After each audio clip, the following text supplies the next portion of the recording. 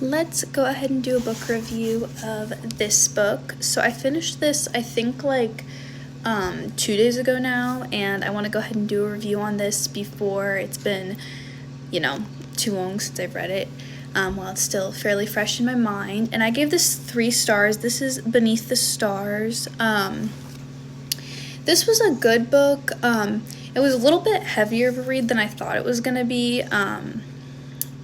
It deals with some heavier topics. It's not just like a fun, cutesy romance. It does have mostly addiction is what it talks about in this book a lot. A lot of the family members of the main characters deal with addiction, and so I think that's good to know heading into this book.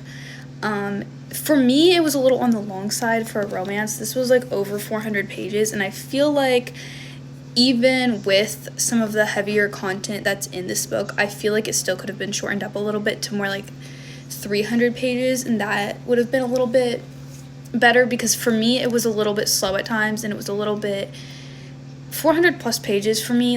It has to be a deep, detailed romance, and I feel this did not need to be over 400 pages long, and that's really my biggest complaint about it. I really liked the characters in this book. It does take place in Tennessee, so you see a lot of Southern values type small town vibes in this book, and yeah.